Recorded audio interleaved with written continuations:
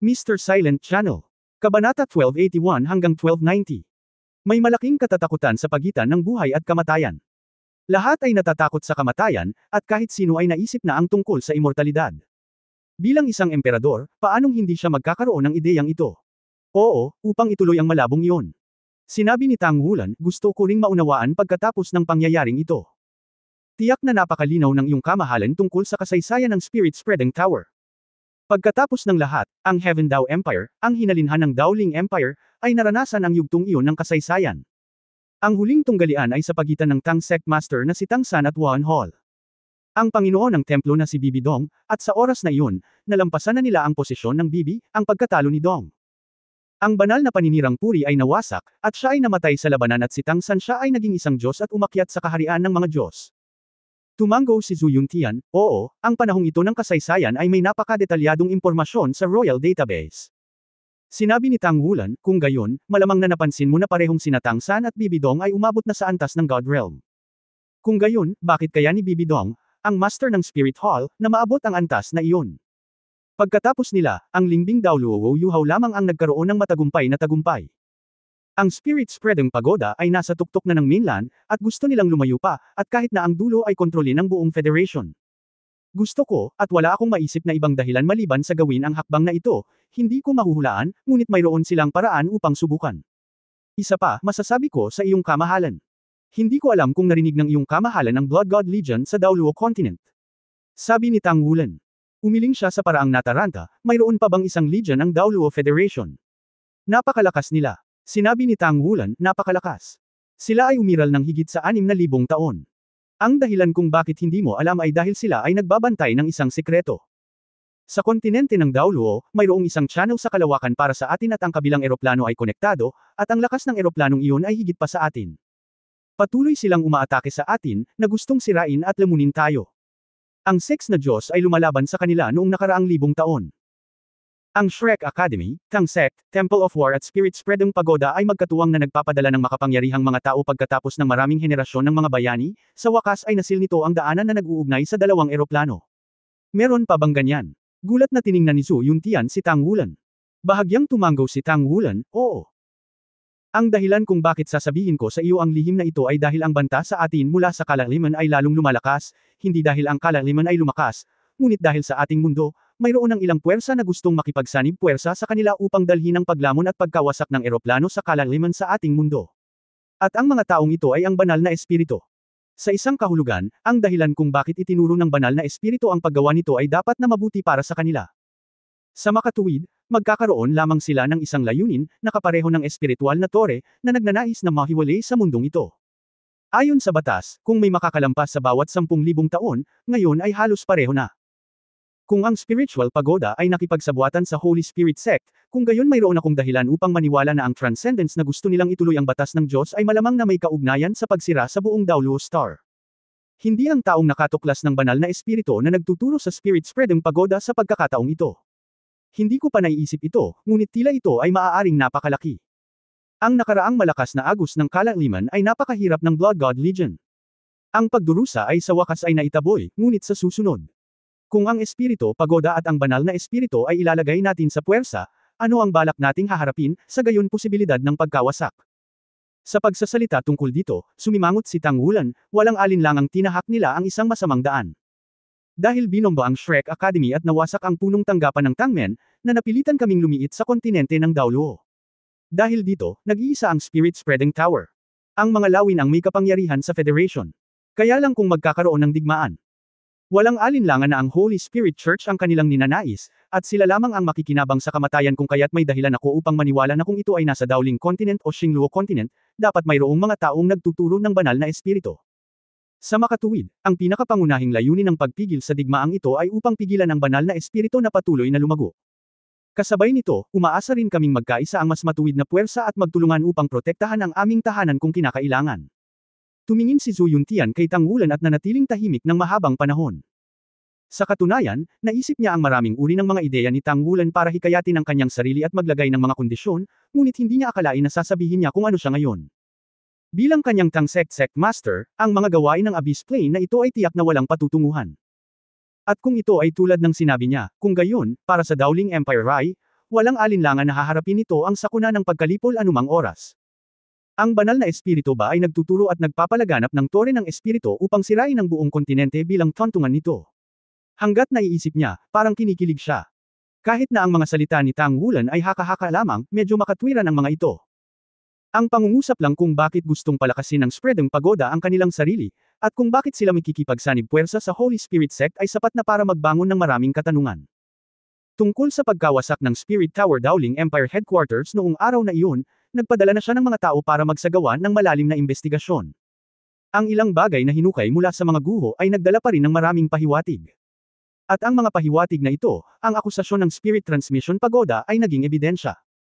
Ang ilang natitirang miyembro ng Spiritual Pagoda ay nagprotesta at iminungkahi na protektahan sila ng opisyal upang muling itayo ang Spiritual Pagoda at ibalik ang lahat sa kanila. Sa orihinal, si Zhu Yuntian ay sumang-ayon sa kanila, ngunit pagkatapos na opisyal na ipahayag ng Tang Sect na siya ang may pananagutan sa pag-atake, kailangan niyang magpadala ng isang tao upang isara ang eksena, at sa ngayon, hindi niya ito ibabalik sa Lingling Pagoda.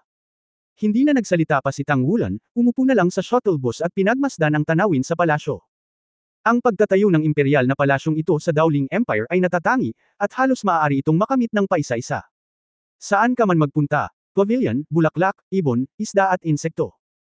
Ang bawat lugar ay may natatanging disenyo, maaari itong ilarawan bilang maganda at maganda. Kung ikukumpara sa mundo ng reinforced concrete, mas gusto ni Tang Wulan ang ganitong uri ng simple at natural na pakiramdam, at ang sariwang hangin ay lalong popular. Ang mga iniisip ni Zhu Yuntian ay magulo, at marami siyang iniisip ngayon. Matapos makinig sa mga salita ni Tang Wulan ngayon, kasama ang reputasyon at ugali ng pagtutulungan ng Tang Sect sa napakaraming taon, alam niya na ang kredibilidad ng mga salitang ito ay napakataas. Higit sa lahat, matapos wasakin ang punong tanggapan ng Spiritual Tower Dowling Empire, sa katunayan wala na siyang pagpipilian. Sa partikular, kumpara sa Spirit Spreading Pagoda, ang mga kondisyong ibinigay ng Tang Sect ay malinaw na mas naaayon sa mga interes ng Dowling Empire. Para sa kanya, ang pinakamahalagang bagay ngayon ay ang Dowling Empire ay makakaiwas sa digmaan at makakapagpasa. Tapos may iba pa. Buong 10 minuto ang biyahe ng shuttle bus bago huminto sa harap ng isang napakagandang palasyo. Nanguna si Zhu Yuntian na lumabas ng sasakyan, at pagkatapos ay nagkusa na pumunta sa tabi ni Tang Wulan at gumawa ng pakiusap. Bilang hari ng isang bansa, marami siyang naipakita sa ganitong paraan. Ngumiti si Tang Wulan at tumango. Sa sandaling kalalabas niya sa sasakyan, biglang sinabi ni Zhu Yuntian, Lord Tang Sect, nakapagpasya na ako. Sa ngalan ng Dowling Empire, handa kaming makipagtulungan sa Tang Sect sa lahat ng aspeto. Tinanggap namin ang lahat ng mga kondisyon at plano na iyong iniharap. Saglit na natigilan si Tang Wulan, tila hindi pa siya nakakapasok sa link ng negosasyon, at ang planong ibinigay ng Tang Sect noon, medyo nagsasalita, ay may puwang para sa pakikipagtawaran.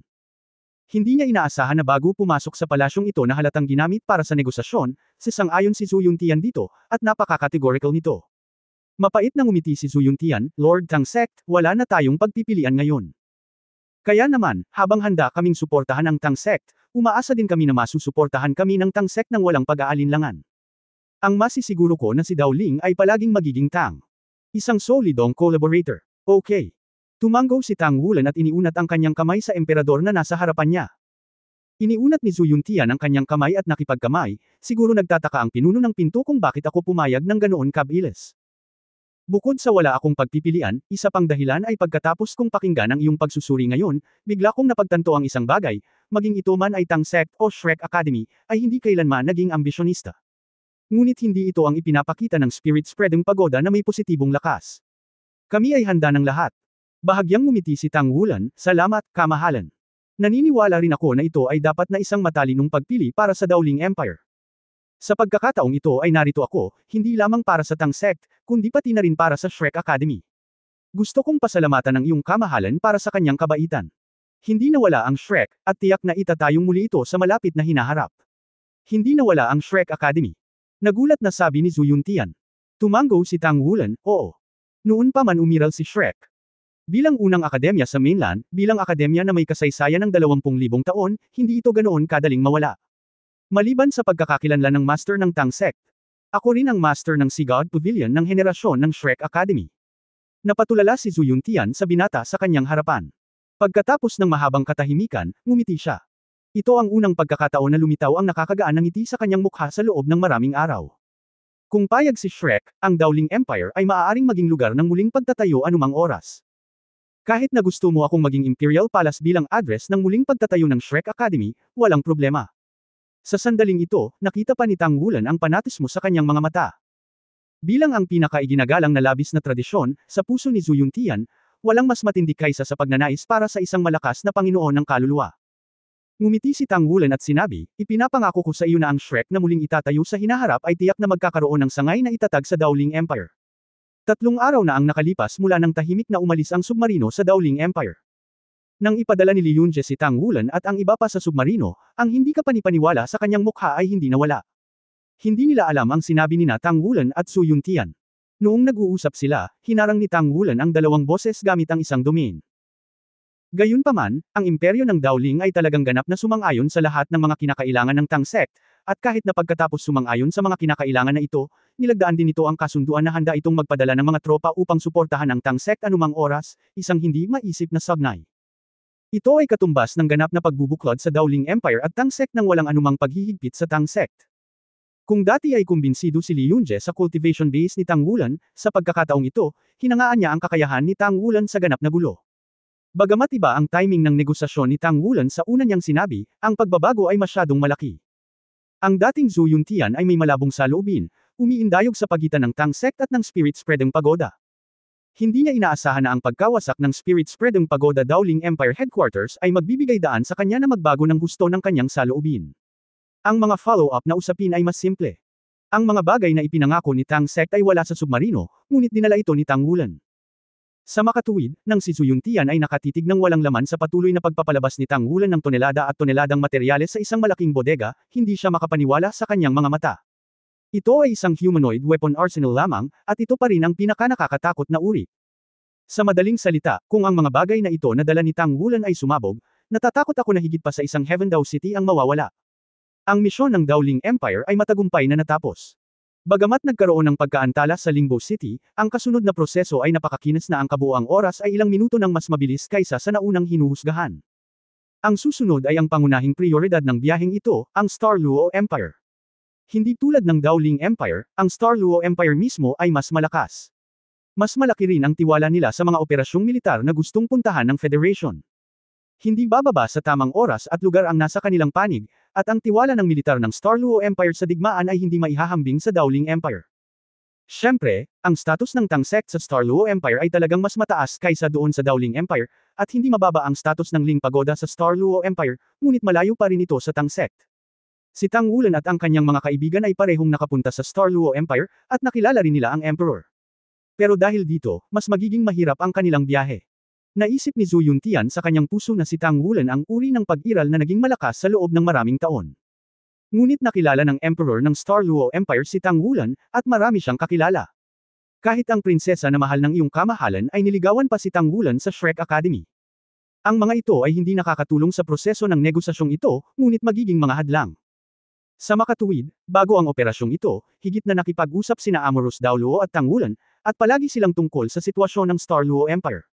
Para sa Dowling Empire, maaari itong pilitin at gumamit ng iba't ibang pamamaraan. Kaya, hindi ganoon kadali para sa Star Luo Empire. Naniniwala ang Star Luo Empire sa ganap na lakas. Upang makuha silang sumang-ayon sa mga kondisyong iyon, dapat silang magpakita ng mas malakas na lakas. Sa pagkakataong ito, para kay Tang Wulan at sa kanyang mga kasosyo, ito rin ay magiging isang tunay na pagsubok. Sa sandaling nakasakay siya sa barko, nagsimulang umatras si Tang Wulan. Magkulong sa kwarto. Bago ang retreat, sinabi niya kina Ye Xinglan at Yuan Yahui na hilingin sa kanila na tulungan silang bumuo ng kanilang battle armor. Ang kanyang free character battle armor ay maaaring kumpletuhin na may ilang bahagi na maikli. At ang buong set ng free character battle armor ay gagawing may leap type improvement ang kanyang lakas. Maaaring hindi ito kailangan sa Dowling Empire, ngunit tiyak na kakailanganin ito sa Star Luo Empire. Nang dumating sila dito sa unang pagkakataon, lumahok sila sa Star Luo Empire Young Soul Master Competition at nanalo sa huling kampyonato. Kung tutusin, mas malakas pa sa kanila ang mga kalaban nila noon. At ngayon nandito na naman sila. Kung ikukumpara sa simula, natapos na nila ang pagbabago, ngunit ang kanilang mga dating kalaban ay hindi maiiwasang lumaki sa isang bagong antas. Sa bagay na ito, si Tang Wulan ay puno ng mga inaasahan. Ang panghihikayat ng emperador ng Star Luo Empire ay malamang na nakasalalay sa pagganap ng kanyang sarili at ng kanyang mga kasosyo sa paglalakbay na ito. Tahimik na nakaupo sa kama sa cabin, pangatlong araw na ito. Si Tang Wulan ay lubusang nalubog sa sarili niyang mundo. Mula nang nakita niya si Tang San noong araw na iyon, ang kanyang espiritong dagat ay palaging may malabo at kondensasyon na pakiramdam. Ito ay tulad ng pagiging napuno ng tingga, at masyadong maraming bagay ang pinaghalo dito ng sabay-sabay, na humahantong sa masyadong mabigat na karga sa dagat ng espiritu. Dahil sa bigat na ito, medyo nabigla siya, at ang bigat na ito ay nagpasan din sa kanya ng mabigat na presyon. Sa makatuwid, kailangan muna niyang magsumikap na matuno at masipsip ang mga ito, hindi bababa sa hindi makaapekto sa kanyang estado. Nariyan din ang pagsasanib, persepsyon, karanasan at aplikasyon ng pagbabago ng Golden Dragon King pagkatapos ng ikalabindalawang seal breakthrough. Kaysa ng isang pambihirang tagumpay sa espiritual na kaharian. Maaaring hindi magandang bagay ang masyadong maraming pagbabago sa husay sa isang pagkakataon. Bago ang Emperor Daoling Empire, si Tang Wulan ay talagang medyo tagalabas. Kung talagang may posibilidad na lumaban, hindi man lang niya makontrol ang sarili niyang kapangyarihan. Sa pagkakataong ito ay napakaraming pagpapabuti. 3 araw na ang nakalipas, at ang paglilinang ni Tang Wulan ay hindi nakagawa ng anumang makabuluhang pag-unlad. Masyadong maraming improvement na sabay-sabay ay medyo natarante siya, at hindi niya alam kung saan magsisimula. Ang unang nagpapabuti sa anumang aspeto ay tila may epekto sa iba pang mga aspeto. Kung unahin mong lutisin ang mabigat na pasanin sa dagat ng espiritu, malamang na ito ay magtatagal. Kung ang lahat ng sinabi ng kanyang biolohikal na ama ay totoo, kung gayon ang dinadala niya sa kanyang sarili ay magiging pamana rin ng banal na paninirang puri, at paanong ang pamanang ito ng banal na paninirang puri ay napakadaling tiisin. Ito ay tumatagal ng mahabang panahon upang matuno at maabsorb ang lahat. Mula sa Daoling Empire hanggang sa Starluo Empire, ang distansya mula sa Daoluo Continent hanggang sa Daoling Continent ay hindi gaanong kalayuan, at 20 araw lang ang kailangan para marating ito. At ang oras na ito ay tiyak na hindi sapat para makuha niya ang impormasyon sa dagat ng espiritu. Dahil dito, napakahirap para sa kanya na higit pang pagbutihin ang kanyang espiritual na kaharian. Ang pagpapabuti ng espiritual na kaharian ay maaantig din ang mga bagay na ito sa kanyang isipan. Natatakot siya na pumasok siya sa malalim na pagmumuni-muni at maantala ang mga bagay. Paano naman ang kapangyarihan ng Golden Dragon King? Mayroon ding mga pagbabago pagkatapos na pumasok ang cultivation base sa Contra. Ang mga ganitong uri ng problema ay lilito din kapag ang mga paglilinang na ito ay isinasagawa sa isang paraan. Ang kapangyarihan ng Golden Dragon King ay masyadong marahas, at ang ilan ay hindi magagamit sa kabin na ito. Pagkatapos ng kaliwanagan ni Tang Wulan, malamang na naunawaan lang niya na ang ika-6 na kakayahan ng Golden Dragon King na nakuha niya ay ang Golden Dragon Townhill Kill na ginawa niya noong araw na iyon. Isang napakalakas na kakayahan, kahit kayang pataasin ang lahat ng kanilang kapangyarihan. Kung tungkol sa ika-8 kakayahan ng espiritu, maibibigay ito ng Kilo Tulip bilang 100,000 taong espiritu, kaya hindi ito problema. Nakumpleto ang pagsasama sa loob ng 3 araw na ito. Ngunit tulad ng Golden Dragon Townhill Kill, hindi ito maaaring i-cast sa cabin, at hindi ito maaaring maranasan. Dahan-daang iminulat ang kanyang mga mata, ang mga mata ni Tang Wulan ay kumislap sa inis, ano ang dapat kong gawin? 3 araw na ang lumipas, at ngayon ko lang naramdaman ang mga pagbabago sa aking katawan sa simula. Ang nararamdaman niya ngayon ay ang mga bagay na ibinigay ni Tang San sa kanya ay tila may suppressive effect sa Golden Dragon King Seal, at ang 6 na seal sa likod nito ay halatang naging solid. Pagkatapos ay alamin ang kalagayan ng iyong katawan. Ngunit nakaramdam siya ng gulo na wala nang sisimulan. Tumalon sa kama at naginat ng katawan. At least gumaling na ang physical condition niya ngayon. Lumabas para sa ilang mga aktibidad at baguhin ang iyong kalooban. Ito ay hindi isang paraan upang magpatuloy sa pag-iisip ng ganito. Kung hindi ito gumana, maaari mong gawin ang iyong kapangyarihan ng kaluluwa ng tuloy-tuloy. Patatagin ang iyong kaharian ng espiritu ng kapangyarihan. Kasabay nito, dahan-daang napagtanto ang mga pagbabago sa espiritual na larangan at sariling kakayahan. Bagamat gagawin nitong napakabagal ang pag-usad, hindi bababa sa walang mga pagkakamali. Sa pag-iisip nito, medyo lumuwag ang kalooban ni Tang Wulan. Paglabas niya ng cabin, ang una niyang naisip ay ang kantin. Pagkatapos ng 3 araw na pag-urong, hindi pa siya nakakain. Sa malalim na dagat na ito, bagamat may hadlang sa katawan, mayaman pa rin ang elemento ng tubig. Higit pa rito, naramdaman ni Tang Wulan na pagkatapos lumitaw ang kanyang si Godfather, ang kanyang kaugnayan sa dagat ay halatang bumuti. Hindi ko alam kung psychological effect ba ito o totoong pagbabago. Ang mga ito ay umiiral pa rin. Ito ay pinalusog ng elemento ng tubig, at walang masama kung hindi kumain, ngunit siya ay isang foodie mula pa noong siya ay bata, at hindi niya napigilan ang kanyang gana. Ang kantina sa submarino ay hindi maliit, ngunit hindi ito isang restaurant sa oras na ito. May oras pa bago kumain. Kaya nang pumasok si Tang Wulan, mukhang walang laman ang cafeteria, at naghahanda ang staff para sa susunod na pagkain. Ang master. May nagmamadaling sumaludo kay Tang Wulan nang makita niya si Tang Wulan. Ngumiti si Tang Wulan at binati siya, may makakain ba? Anong gusto mong kainin? Bibilhan ka namin agad. Magalang na sabi ng staff. Sinabi ni Tang Wulan, anything will do. Sea fish lang. Wala ba tayong mga espesyal na kagamitan sa pangingisda na isusuot natin? Maginhawa din itong kainin. Halika na nga, mas malaki ang gana ko. 2 kopya. Sa sandaling ito, isang malalim na boses ang narinig. Alam ni Tang Wulan kung sino ang nandito nang hindi tumitingin, hindi niya maiwasang ngumiti pabalik, kuya. Hinawakan ni Airong ang kanyang malaking kalbo na ulo at pumasok, at ngumiti at umupo sa tabi ni Tang Wulan, mukhang masarap ang gana mo. Buong araw silang nag-aalala tungkol sa ganito at ganyan. Ang sabi ko lang, ang akin. Little junior brother, saan ba napakadaling mapatalsik? Kakain ako kasama mo. Dapat ba nating ikumpara at tingnan kung sino ang mas gana? Bilang tagapagmana ng likas na pamamaraan ng ontology sect, si Airong ay hindi natatakot sa anumang bagay tulad ng gana. Hindi napigilan ni Tang Wulan na matawa, kung hindi mo ikukumpara sa iyo, hindi ko na kailangang kumain ng marami ngayon. At saka, likas na matagumpay ka sa mga lihim na pamamaraan, at ang iyong tiyan ay isang napakalalim na hukay. Huwag mag-aksaya ng pagkain, okay. Nandito na ang ating submarino. Bago ako bumalik, walang supply maliban sa marine life. Upang matiyak ang kaligtasan, ang submarino ay hindi pinayagang dumaong sa buong operasyon. Ito lang ang kanilang reserba. Napangiti si Airong, kung titignan mo ang itsura mo, parang wala talagang nangyayari. Ang eksena noong araw na iyon ay talagang nangingibabaw. Sa madaling salita, nag-practice ka ba ng iyong likas na lihim na pamamaraan? Ang hitsura mo noong araw na iyon, parang medyo tulad ng kombinasyon ng likas na lihim na batas at sariling kakayahan sa martial arts, at ang maramihang pagsasanib ng kapangyarihan ng bloodline. Kung hindi, ito ay mananalo. Innate secret method. Saglit na natigilan si Tang Wulan, at naging kakaiba din ang kanyang tingin kay Airong. Bakit ganyan ang tingin mo sa akin? Medyo mabalahibo si Airong nang makita ng nakakapaso niyang mga mata. Bakit hindi ko inaasahan? Kuya, salamat ha, gagawa muna ako ng hakbang. Gaya ng sinabi niya, si Tang Wulan ay medyo tuwang-tuwa at nagmamadaling lumabas. Hoy, hindi ka ba kakain? Gulat na bulalas ng isang room. Ang aking bahagi ay sa iyo. Gaya ng sinabi niya, si Tang Wulan ay nawala na parang ihip ng hangin sa pasukan ng cafeteria. Oo. Pinaalalahanan siya ni Airong na kahit ano pa ang kanyang kakayahan ay nakabatay ito sa katawan. Ang dahilan kung bakit ang innate secret method ng ontology school ay makapangyarihan ay dahil maaari nitong itaas ang katawan ng tao sa sukdulan at paunlarin ang lahat ng sariling potensyal ng katawan ng tao, at kasama rin dito ang pagtemperasyon ng dagat ng espiritu.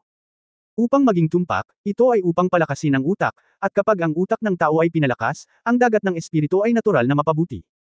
Walang direktang pag-unlad sa espiritual na kapangyarihan, ngunit ang kapasidad ng pagdadala ng espiritual na kapangyarihan ay hindi.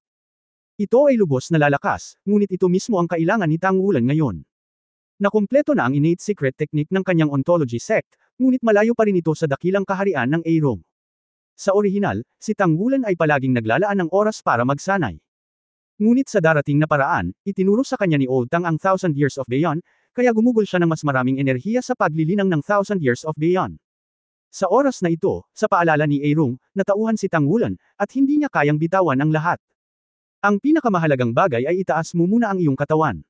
Kapag naisagawa na ang innate secret technique, malaki ang maitutulong nito maging ang pisikal na tibay ng paggamit ng dalawang mahiwagang kakayahan na iyon, o ang marangal na pakiramdam ng kasalukuyang dagat ng espiritu. Ito rin ay mas nakakatulong upang maisama ang mga kakayahang ito sa isa. Ang selyo ng Golden Dragon King ay nabasag sa 12 layer. Ang kasalukuyang pisikal na lakas ni Tang Wulan ay talagang mas mataas kaysa kay Airong. Ang lakas ng likas na lihim na pamamaraan ng ontology sect ay nauugnay sa mismong practitioner, at tiyak na libo-libo ang pinili ng Airong.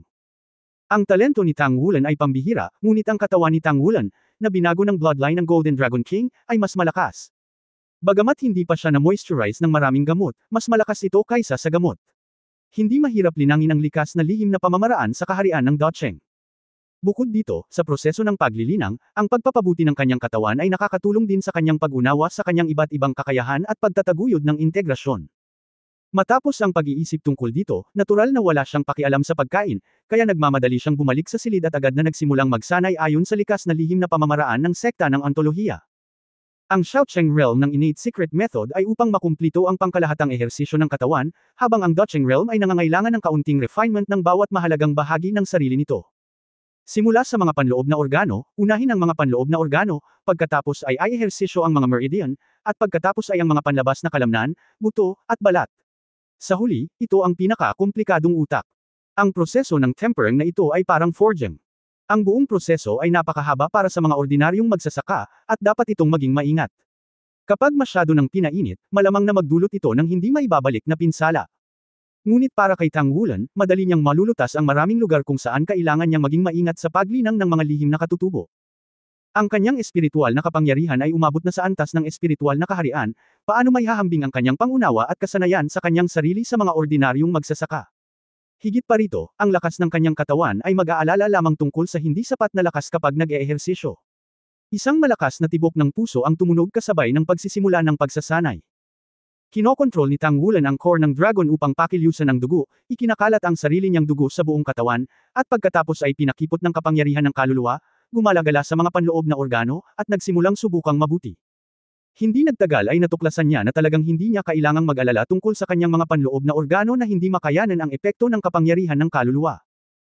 Ang bloodline ng Golden Dragon King ay lubos nang napabuti ang kanyang mga panloob na organo, kasama ng napakahusay na kakayahan sa pagkumpuni nito, na naging dahilan upang ang kanyang mga panloob na organo ay naiiba, at hindi na kailangang mag-alala tungkol sa labis na pagtatanim.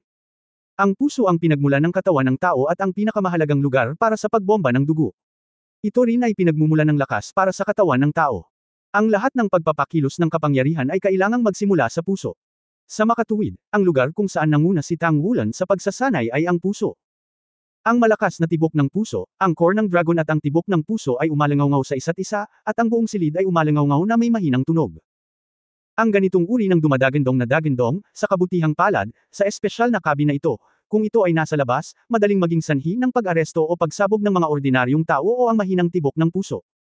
Sa ganitong paraan, si Tang Wulan ay nahuhulog sa kultivasyon, at ang kapangyarihan ng espiritu at kapangyarihan ng linya ng dugo na kamakailan niyang itinaguyod ay isinama din sa katawan sa proseso ng pagpapanday ng kanyang sarili. Lumipas ang 20 araw, at sa wakas ay dumating ang 7 Shrek Monster sa Star Luo Continent sa pangalawang pagkakataon. Nang ang lahat ay tahimik na dumaong sa pampang at tumuntong sa lupain ng Star Luo Empire, hindi maiwasan ni Xi na tumingin kay Tang Wulan ng ilang ulit. Maliban sa pakikipagkita kay Aerong sa araw na iyon, hindi siya nakita ni Tang Wulan dahil ito ay isang pag-urong sa mga araw na ito. Nang makita kong muli si Tang Wulan, ang damdamin ni Xi ang pinakamalakas. Ang kanyang martial soul ay umunlad, at ang dalawang dragon ay pinagsama sa dragon ng oras at espasyo, na sa kanyang sarili ay ang master ng kapangyarihan ng oras at espasyo. Ang dragon ng oras at espasyo ay ang sinta ng oras at espasyo. Gamitin ang kapangyarihan ng oras at espasyo upang palakasin ang iyong sarili. Dahil nagising ang espiritual na kaharian ni Tang Wulan, naramdaman ni Xi na naramdaman niya ang isang pakiramdam ng oras at espasyo na wala sa kontrol sa kanyang harapan. Sa madaling salita, ang pinakamalaking pagkakaiba sa pagitan niya at ni Tang Wulan ay ang isa ay ang paggamit ng kapangyarihan ng oras at espasyo upang gabayan ang kapangyarihan ng oras at espasyo, habang ang isa ay upang kontrolin ang kapangyarihan ng oras at espasyo. Ito ay talagang nagpapahina kay Xi. Bago umalis sa Dowling Empire, si Xi ay nakadama ng matinding depresyon sa tuwing nakikita niya si Tang Wulan. Ito ay hindi dahil sa takot siya kay Tang Wulan, ngunit dahil kasama niya si Tang Wulan. Madarama mo na ang iyong martial soul ay ganap na pinigilan. Bukod dito, imposibleng makilala ang pagiging kathang-isip at katotohanan ni Tang Wulan. Gayunpaman, ngayon lang, nang sabay-sabay na bumaba ang lahat, sensitibong natuklasan ni Xi na nagbago si Tang Wulan. Kung ikukumpara sa dati, si Tang Wulan ay naging hindi mapagpanggap at hindi mapagpanggap. Ang dating espiritual na kaharian ay tumagas, na naging dahilan upang siya ay maging misteryoso sa mata ng sinuman, at tila bumalik siya sa nakaraan. Ngunit kung maingat mong obserbahan ang kanyang estado, ito ay magbubunga ng isang pakiramdam ng kalabuan. Bukod dito, tanging si Xi at ang kanilang cultivation base ang magkakaroon ng ganitong pakiramdam. Kung magbabago sila sa mga ordinaryong tao, mararamdaman lang nila na totoo ang kanilang nakikita, ngunit sa kanilang muling pagtitig, makikita nila na tila iba ang kanilang nakikita sa huling pagkakataon. Hindi, sa loob lang ng 20 araw, naabot na ng amo ang introverted level ni Yinghua. Ito ay hindi ka panipaniwala. Siyempre hindi pa lubos na nahawakan ni Tang Wulan ang kapangyarihang itinaas niya. Gaano man siya katalento, ang oras ng 20 araw ay magiging masyadong maikli. Sa 20 kakaibang araw na ito, natapos lamang niya ang paunang pagsasanay ng likas na lihim na batas ng sekta ng ontolohiya para sa kanyang sarili, at halos hindi na kontrol ang kanyang sariling hininga upang maiwasan ang pagtagas. Kung gusto mong magsanay ng innate secret method para makamit ito, sa ganitong bilis ng tempering, natatakot akong aabutin ito ng 1 taon. Siyempre, sa oras na iyon, maaaring kailanganin din niyang harapin ang problema ng paglusot sa antas ng title Dao Luo.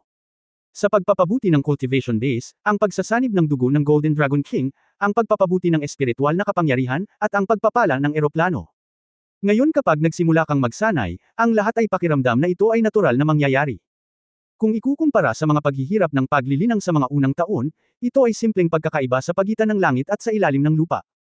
Bagamat sa likod nito, kailangan pa ring tiisin ni Tang Wulan ang presyon mula sa dugo ng Golden Dragon King na maaaring magkaroon ng mga problema anumang oras. Ngunit mula sa pananaw ng lakas lamang, ang bilis ng kanyang paglilinang ay higit na nalampasan ng kanyang mga kaibigan. Sa ngayon, kabilang sa 7 Shrek Monsters, bukod sa kanya, tanging ang cultivation base ni Yuana Yahui ang umabot sa 79th level, na malapit sa 80th level contra. Ito ay dahil medyo mas matanda ang edad ni Yuana Yahui. Ang ilan, at ang kambal na espiritu ay may ilang mga pakinabang sa proseso ng paglinang ng kapangyarihan ng espiritu. Para sa iba pang mga tao, na karamihan ay nasa pagitan ng 75 at 78 antas, pagkatapos na masira ang kaharian ng Sage ng kaluluwa, ang kanilang cultivation base ay patuloy na tataas, at ang bilis ay hindi maiiwasang bumagal. Ito ay isang problema na dapat harapin ng lahat ng Masters ng kaluluwa. Ang Shrek 7 Devils ay mabilis na naglilinang, ngunit si Tang Wulan, na dating pinakamababang antas ng kapangyarihan ng espiritu, ay nasa likod na ngayon. Mula sa punto ng view ng pagiging epektibo ng labanan, ito ay mas hindi matamo para sa iba. Ang lugar na pinili nilang mapunta ay nasa hilagang bahagi ng Star Luo Empire. Maliban sa Shrek 7 Devils, Aerong, at si Majinchi, lahat ng miyembro ng Blood God team ni Tang Wulan at Holy Spirit Dao Luo Yali ay dumaong lahat kasama nila. Ang mga Mecha Division na ipinadala ng iba pang Tang sects ay hindi dumaong sa pampang sa unang pagkakataon, at pagkatapos ay inayos ang mga ito na dumaong sa ibang mga lugar, at pagkatapos ay nagtipon sa Xingluo City, naghihintay ng mga order anumang oras. 3 tao lang ang dumating para kunin sila. Nakatayo sa harapan ng isang nasa katanghaliang gulang na lalaki na mukhang mahigit 40 taong gulang, na may malabong ngiti sa kanyang mukha. Nang makita niyang lumilipad ang lahat sa ibabaw ng dagat, nagkusa na siya sa pagtanggap sa kanila. Halika. Ngunit hindi siya ang unang napansin ni Tang Wulan, ngunit sinusundan siya ng dalawa. Iyon ay dalawang binata na tila mas matanda sa Shrek 7 Monsters, isang lalaki at isang babae. Ang pinakamahalagang bagay ay ang 2 taong ito, si Tang Wulan at ang Shrek 7 Monsters, ay magkakilala. Excuse me, sino ang may-ari ng pinto? Nakangiting sabi ng middle-aged na nangunguna, very distinctive ang hubog ng kanyang katawan, in short, pareho lang ang diameter nito. Sa madaling salita, ang taas at diameter ng baywang ay magkatulad. Ang malaking tiyan na iyon, kahit na ang mga taong may kaalaman ay may pakiramdam na ngayon lang nila nakita sa kanilang buhay. Dahil hindi naman malaki ang kanyang mga mata, halos hindi niya ito makita kapag tumatawa. Ang natural na paglalagay ng kanyang mga kamay sa kanyang tiyan, mukhang hindi siya nakakapinsala sa mga tao at hayop. Binawi ni Tang Wulan ang tingin na nahulog sa binata at babae, at lumingon sa isang ito, ako nga. Tang Sect, Tang Wulan. Ikaw ba?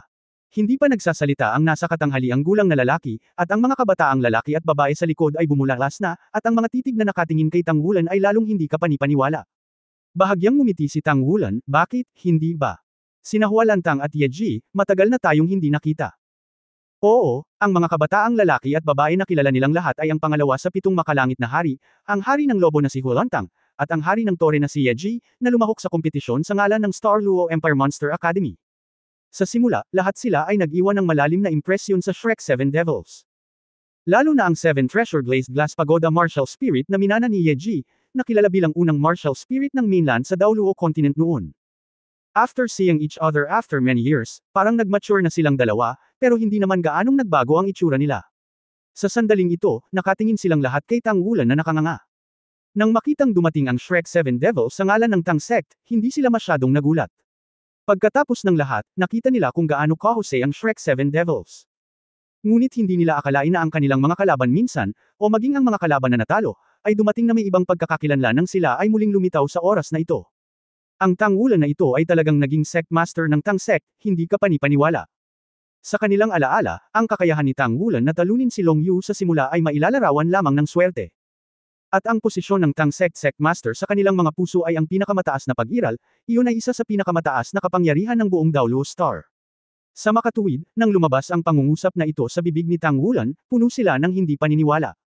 Ngunit ang taong nasa harap niya ay ang pinuno ng Shrek 7 Devils sa kontemporaryong panahon.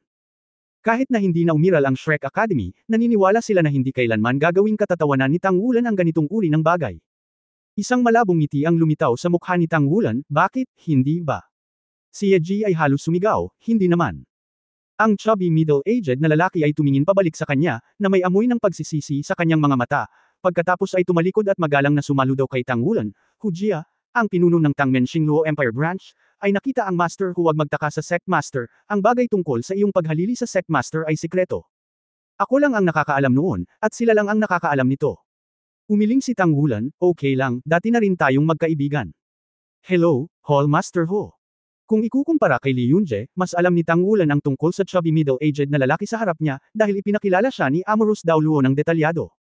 Si Hu Jia, level 98 Super Daoluo, sa buong Tang sect, sa mga tuntunin ng cultivation base at lakas, pangalawa lamang sa Ruthless Daoluo Caudezi at Passionate Daoluo Zhangzin. Ang pinakakakaibang bagay ay ang martial soul na ito. Sa isang kahulugan, maaari rin siyang ituring na may-ari ng orihinal na kaluluwang militar. Mas tumpak, ito ang tiyuhin ng kontemporaryong suzerain ng ontological sect, si Muya. Ang dahilan kung bakit siya umalis sa ontology sect at lumipat sa Tang sect, maraming kwento sa pagitan. Sa madaling salita, ito ay isang tangkang crush at ang masakit na pag-alis. Sa simula, lihim na minahal ni Hu Jia ang ina ni Muya sa loob ng maraming taon, at siya rin ang pinakamahusay na pag-iral ng ontolohiya noong panahong iyon. Gayunpaman, dahil sa kanyang sariling martial arts, ang kanyang hitsura ay talagang hindi madaling magustuhan ng mga babae, at sa huli ay hindi siya nakapaghawak ng isang kagandahan. Si Gui, ina ni Muya, ang dating ontology sect master, ay pinakasalan ng junior ni Hu Jia, isang disipulo na hindi gaanong talento kaysa sa kanyang ontology sect. Galit na umalis si Hu Jia sa ontology sect at lumipat sa Tang sect. Sa bagay na ito, talagang nag-away ang ontology sect at Tang sect. Sa harap ng ina ni Muya, sinabi ni Hu Jia ang tungkol sa kanyang lihim na pag-ibig sa loob ng maraming taon, at sinabing hindi na siya muling makakakita ng sinuman sa ontology sect sa hinaharap. At hindi magiging kaaway ng ontological sect. Pagkatapos noon, sa ilalim ng kanyang inisyatiba, pumunta siya sa gilid ng Star Luo Empire. Sa sobrang talento, lakas at kakayahan, sa wakas ay kinuha niya ang posisyon ng pinuno ng sangay ng Tang sect sa Star Luo continent. Mas mataas pa ang status kaysa kay Li Yunje, masasabing pangalawa lang ito sa dalawang extreme Dao Luo. Sa makatuwid, sa harap niya, direktang gumamit si Tang Wulan ng mga parangal. Sa paghusga mula sa pagkakakilanlan ng sekta ng ontolohiya, si Hu Jia ay maaaring ituring na tiyuhin ni Tang Wulan. Napakasimple ng pagsusuri ni Amorous Daoluo sa nakangiting Daoluo na ito, na may mabait na mukha at madilim na puso. Sa ilalim ng kanyang pamumuno, ang Tang Menxing Luo Empire Branch ay muling umunlad sa mga taon na ito, at ang pinipigilang Spirituan Pagoda ay hindi may angat ang ulo nito. Ang nakangiting Daoluo na ito ay kahit na ang deputy head ng Star Luo Empire and Shrine Hall, pangalawa lamang sa dean ng Monster Academy sa katayuan at katayuan. Ngumiti si Hu Jia, hindi mo kailangang maging magalang. Sinasabing hindi ka bata kapag naghahangad ka. Dahil ang dalawang Hall Master ay nagpasya na ipamana sa iyo ang posisyon ng Tang Sect Master, natural na makatwiran. Sinasabi na ang pagiging sikat ay hindi kasing ganda ng pagkikita. Nakikita ko ang Master ngayon, tila naiintindihan ko. Ang mga batang ito, talagang hindi kilala si Taishan. Habang nagsasalita, tinuro rin niya sina Hualantang at Ye Ji. Bahagyang gumalaw ang puso ni Tang Wulan, tulad ng nakita ni Hu Jia ang kanyang spiritual cultivation base, nakita din niya na ang nakangiting spiritual cultivation base ni Daoluo ay aktwal na umabot sa level ng spiritual realm, ngunit mula sa kanyang kasalukuyang espiritu kung hinuhusgahan ang lakas ng puwersa, ito ay dapat na isang linya na kulang sa pag-unawa sa spiritual realm, tulad ng sitwasyon bago ang embahada. Ganoon din ang espiritual na kapangyarihan ng espiritual na kaharian, syempre nararamdaman niya ang mas malakas na espiritual na paglilinang ni Tang Wulan kaysa sa kanyang sarili. Si Hall Master Hu ay magalang, pagkatapos ay umalis na tayo. Ngumiti si Hu Jia, handa, mangyaring sumama sa akin, ang Master at lahat. Pagkatapos magsalita, tumalikod siya at dahan-daang naglakad patungo sa isang kagubatan. Nakarating na sina Ye Ji at Hualantang sa harap ni Tang Wulan at ng iba pa sa oras na ito. Sa oras na ito, puno pa rin ng pagtataka ang kanilang mga mata. Hindi napigilan ni Ye Ji ngunit magsasalita na sana muli, ngunit hinayla siya ng mahinahong Hualantang, at marahang umiling si Hualantang.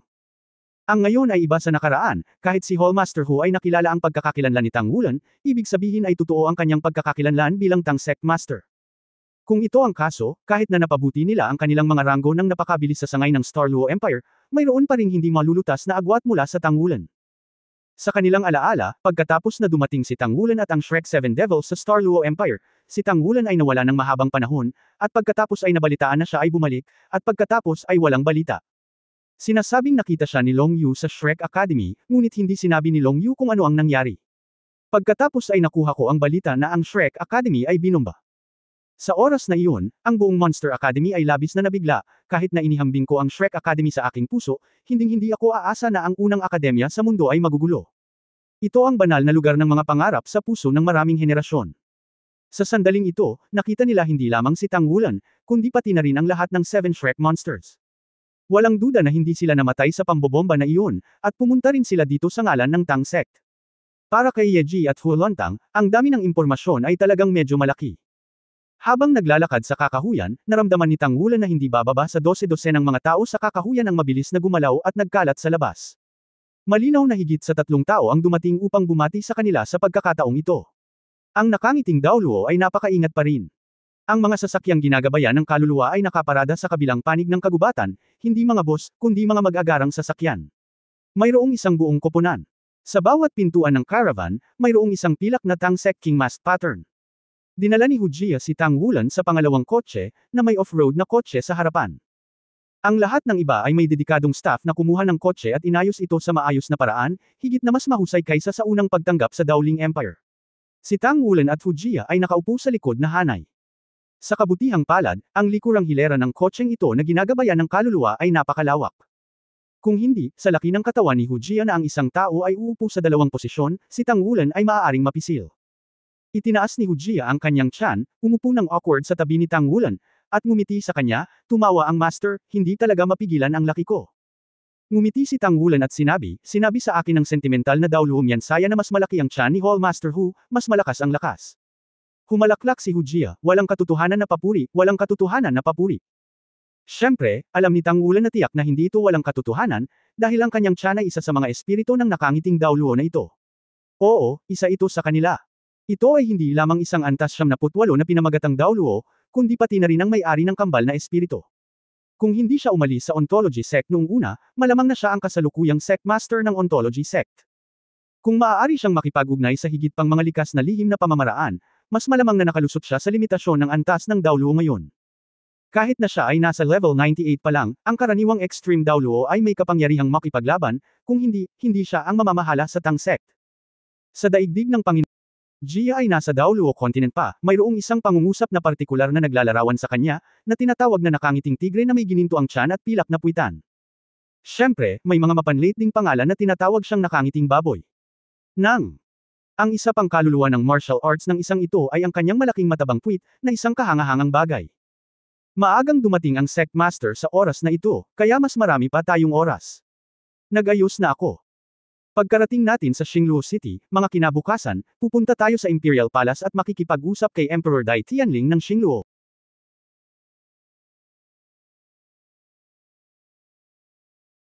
Jia ay nasa Daoluo continent pa, mayroong isang pangungusap na partikular na naglalarawan sa kanya, na tinatawag na nakangiting tigre na may gininto ang tiyan at pilak na puwitan. Siyempre, may mga mapanlit ding pangalan na tinatawag siyang nakangiting baboy. Ang isa pang kaluluwa ng martial arts ng isang ito ay ang kanyang malaking matabang puwit, na isang kahangahangang bagay. Maagang dumating ang Sect Master sa oras na ito, kaya mas marami pa tayong oras. Nag-ayos na ako. Pagkarating natin sa Xingluo City, mga kinabukasan, pupunta tayo sa Imperial Palace at makikipag-usap kay Emperor Dai Tianling ng Xingluo. Ang bagay ay kasalukuyang mahigpit na kumpidensyal sa labas ng mundo. Narinig ko ang tungkol sa sitwasyon sa Dowling na imperyo na hindi talaga nakipagtulungan kay Pagoda ang espiritu, ngunit hindi ko talaga nakipagtulungan si Pagoda sa espiritu. Cult. Kung nasa labas ka, kailangan mo munang ayusin ang bagay na ito. Hindi pa malinaw na sinabi ng royal family ang posisyon nito. Bahagyang tumanggaw si Tang Wulan, medyo impulsive ako tungkol dyan, pero ngayong nagawa na natin, masusunod na lang natin ang mga direksyon. At least in terms of public opinion, we have to start an offensive. Kung ito man ay sa federal side o sa dalawang imperyo. Nahikayat ko ang Dowling Empire, at ngayon ay nagsimula na silang maglagay ng pressure sa kapangyarihan ng Pagoda, hindi ko na pinalaganap ang pagpupulong ng Federation. Kung gaano karaming mga bagyo ang maaaring idulot sa opinyon ng publiko, at ito ay hindi pa rin tiyak. Mataimtim na sinabi ni Hujia, ang bagay na ito ay nagsasangkot ng maraming bagay, at ang spirit spreading Pagoda ay hindi ganoon kadaling harapin. Mayroon silang malalim na background at tiyak na maglulunsad ng counterattack laban sa atin. Maaaring mahirap para sa pampublikong opinyon ng Federation na magkaroon ng momentum. Ito ang Star Luo Empire. Maaari mong subukan ito. Sa kasamaang palad, ang ebidensya ay limitado rin. Sa paniniwalang ang Daolingjing Empire ay sisirain ang lahat ng imperyo ng Pagoda. Ebidensya at hindi na tayo bibigyan ng isa pang pagkakataon.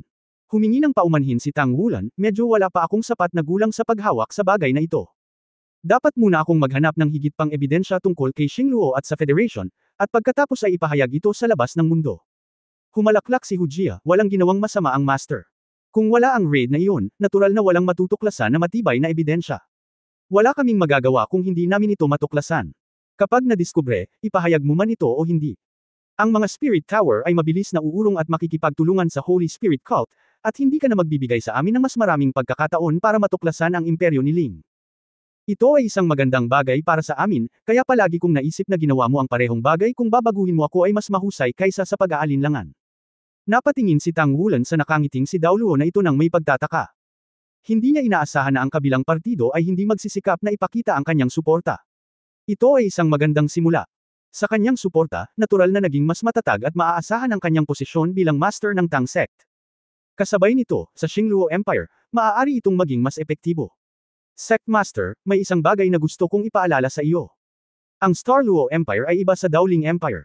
Sa paglipas ng mga taon, ang Star Luo Empire ay umunlad at mabilis na umuunlad.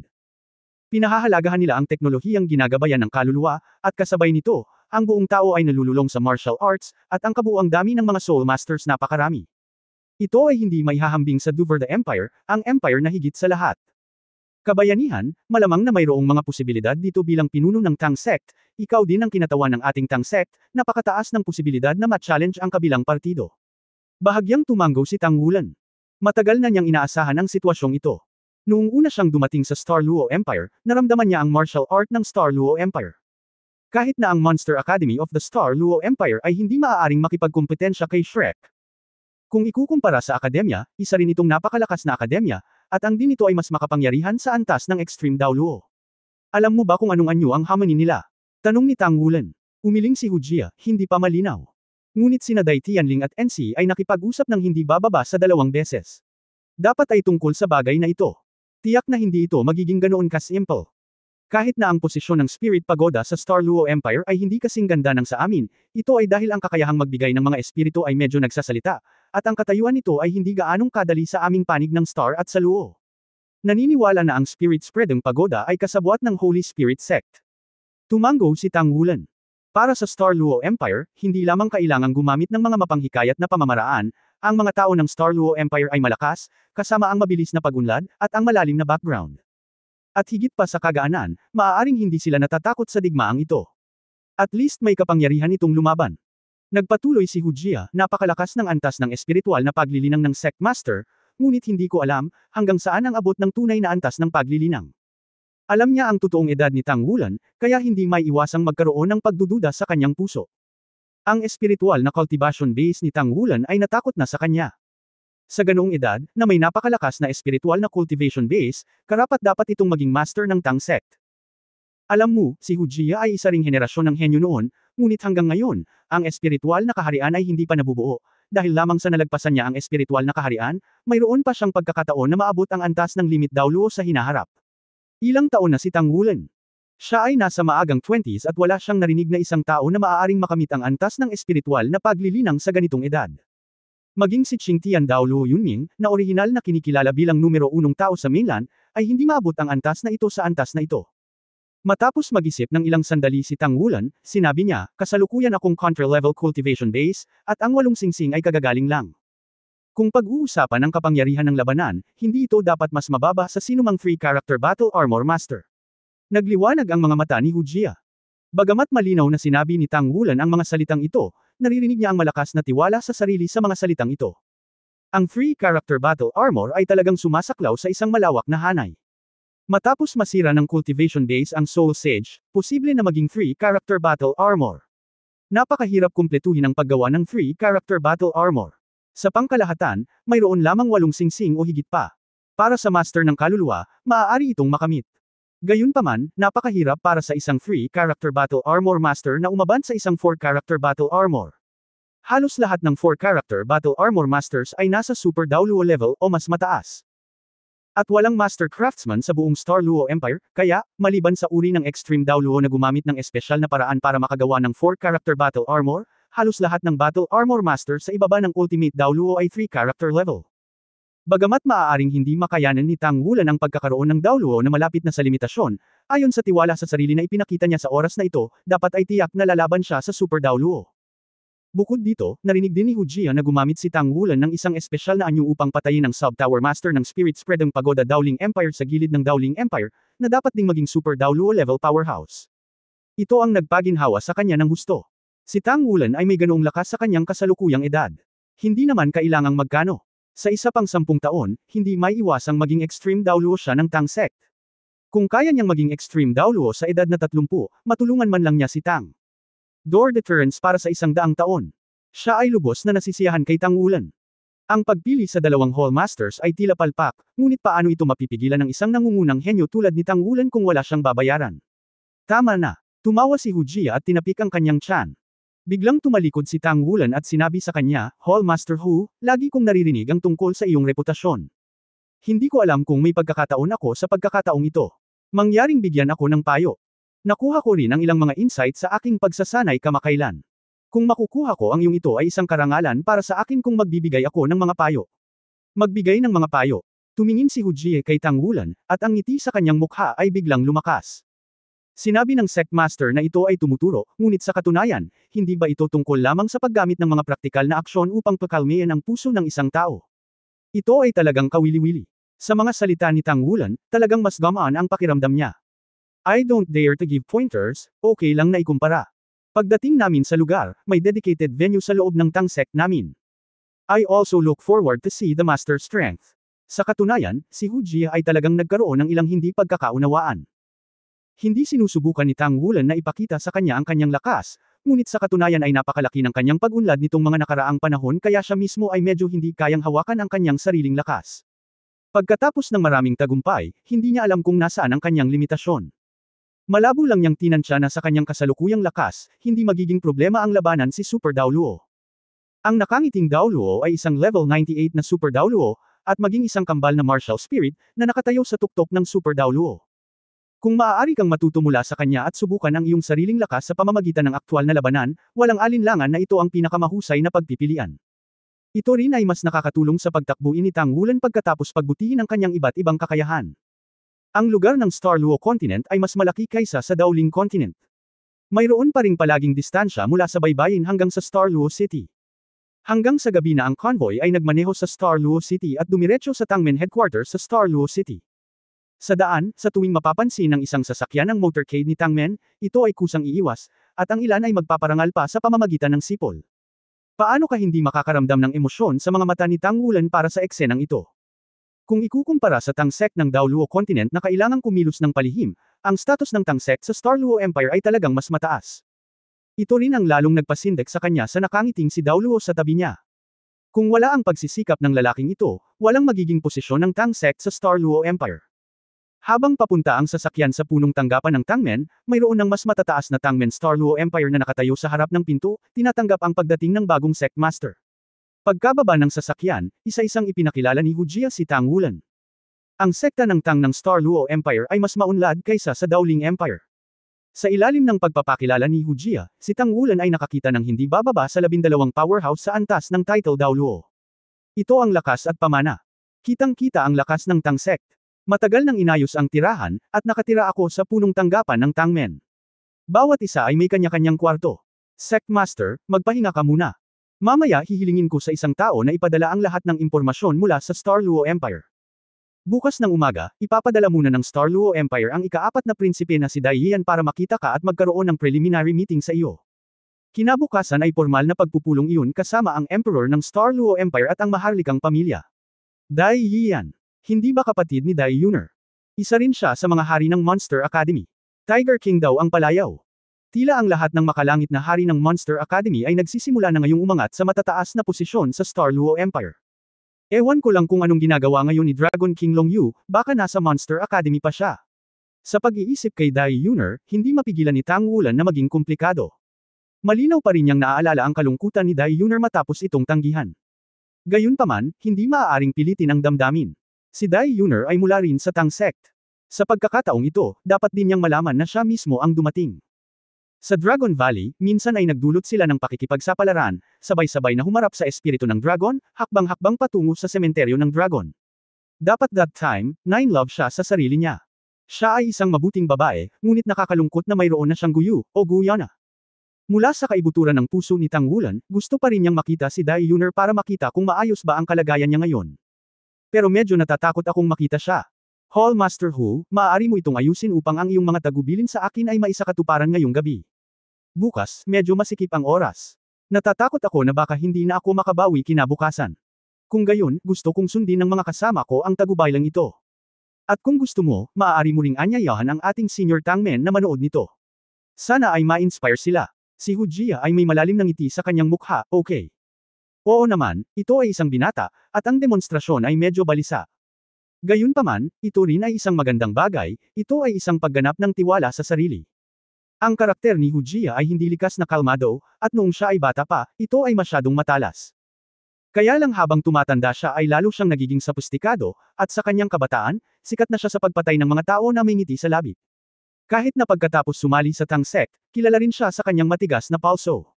Ngunit iba ang iniisip ni Tang Wulan sa kanya. Ang layunin ng pagpayag sa iba na manood ng labanan ay syempre upang patunayan ang kanyang lakas at tulungan siya upang maisiguro ang iba't ibang mga bagay dito. Ngayon, ito ay dahil umaasa siya na magkaroon ng isang araw upang manirahan pagkatapos makipag-usap kay Hu Jia. Si Hu Jia ay nag-ayos ng hapunan dahil kailangan niyang makipagkompetensya kay Tang Wulan mamaya, kaya hindi siya nag-ayos ng mga inumin. Ang Tangmen Headquarters Martial Arts Field ay isang malaking bulwagan sa lupa, at ito rin ang pinakamalaking gusali sa Tangmen Complex.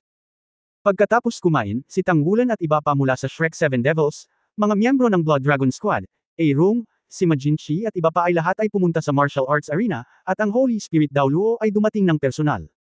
Ang Holy Spirit Dao Luo ay palaging mahina, nakasuot ng malaking balabal, natatakpan ng kanyang puting buhok, at sinusundan ng lahat.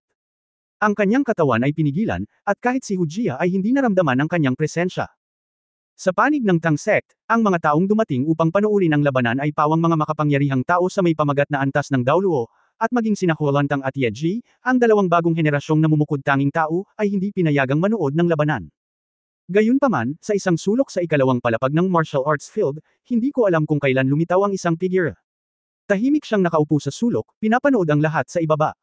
Nakangiting ipinatong ni Dao Luo Hu Jia ang kanyang mga kamay sa kanyang tiyan, at sinabi kay Tang Wulan na nasa tabi niya, Sect Master, maaari kang maging maawain mamaya. Ngumiti si Tang Wulan at sinabi, ikaw ang maawain. Napabuntong hininga si Hu Jia, simula noong kinuha ko ang kasalukuyang posisyon 5 taon na ang nakararaan, kakaunti lang ang mga pagkakataon sa hands-on. Talagang inaabangan ko ang pakikipagkumpetensya sa mga young masters tulad ng master. 5 taon na ang nakalipas. Iyon ay dapat pagkatapos na ako at ang aking mga kasosyo ay sumali sa kompetisyong iyon. Bahagyang gumalaw ang puso ni Tang Wulan, at sa oras na iyon, tila nawala siya sa lalong madaling panahon. Ang isang pananatili sa Dragon Valley ay 3 taon. Noong panahong iyon, pinalitan ng sangay ng Tang sect ang pinuno nito. Wala namang kinalaman sa pagkawala niya diba?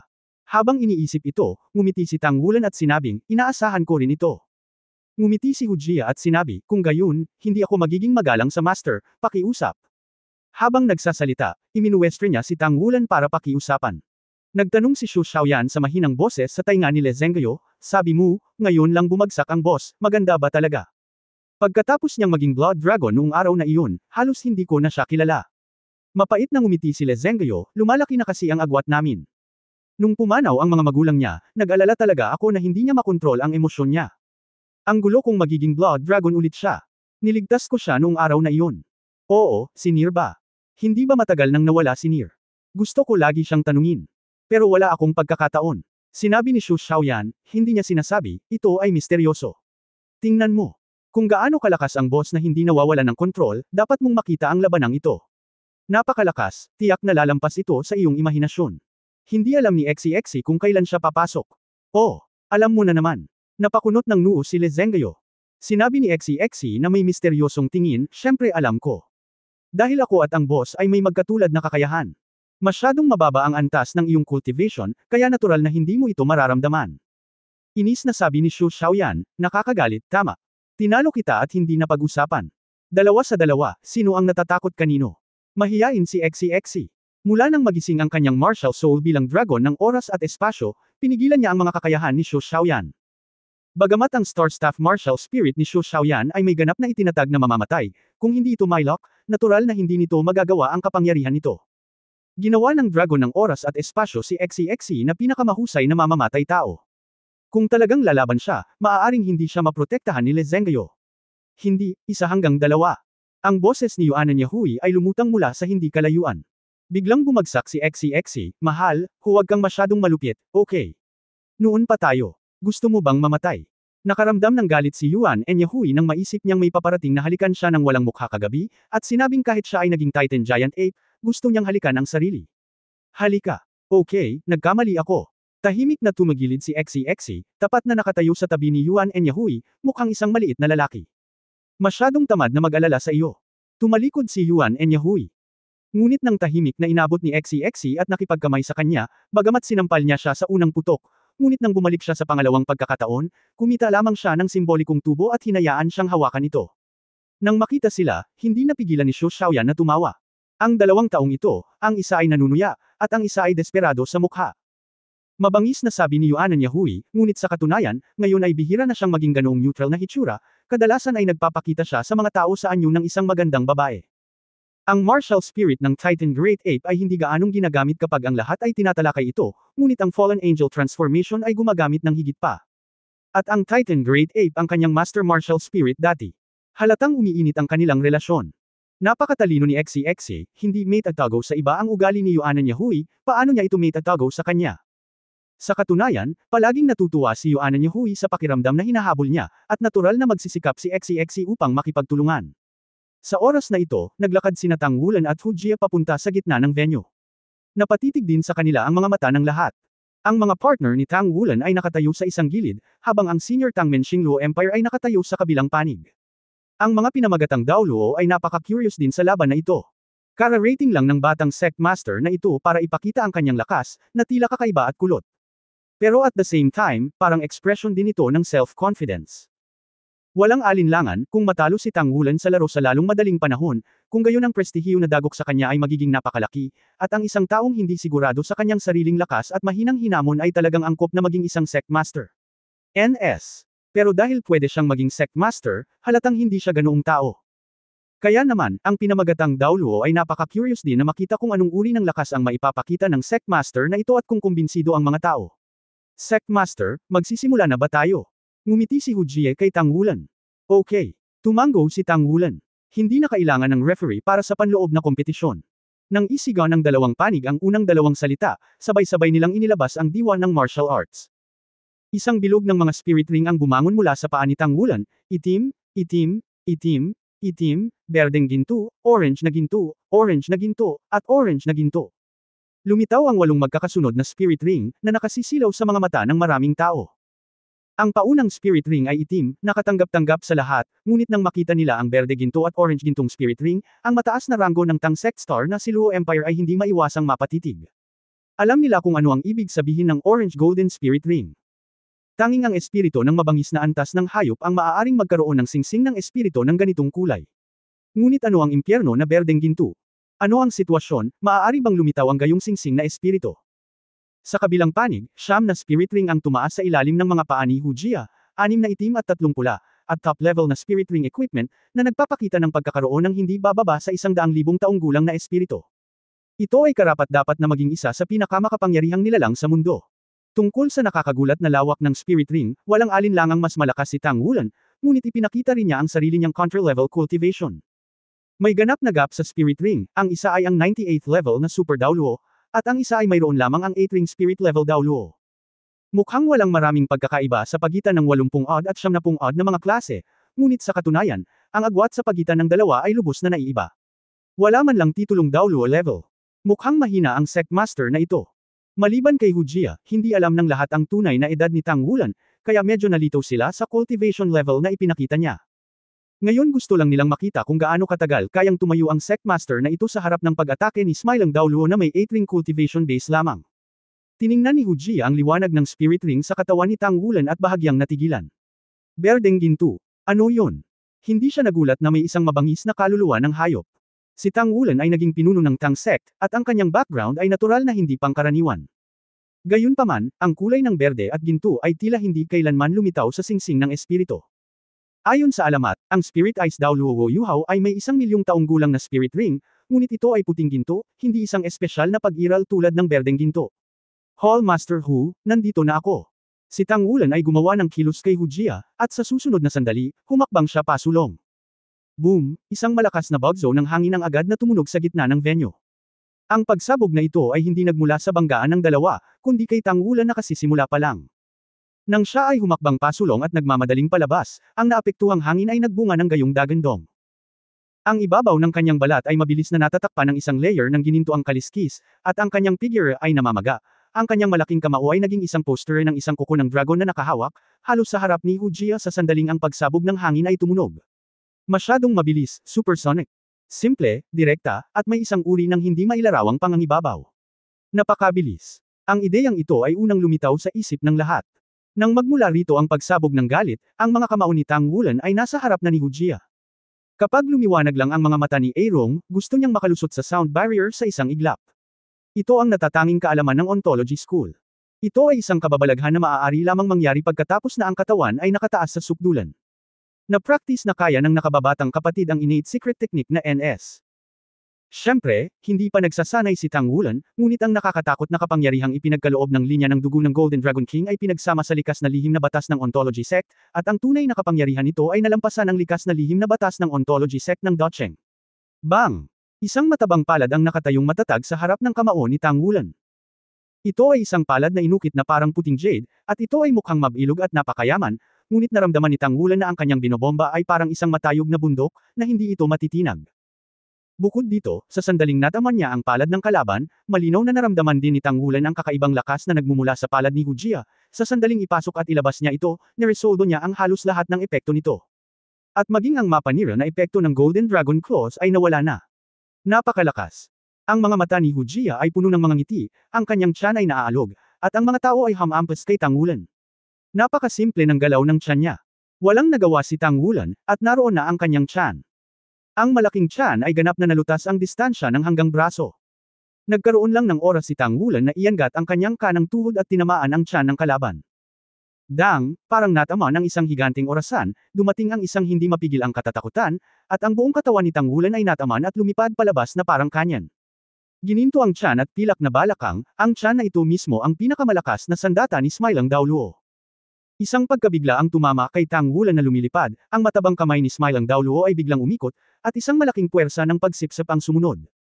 Si Tang Wulan na natamba, ang kanyang katawan ay hinayla ng isang puwersa ng pagsipsip sa hangin, mabangis. Tumigil siya saglit, at saka lumipad papunta sa direksyon niya.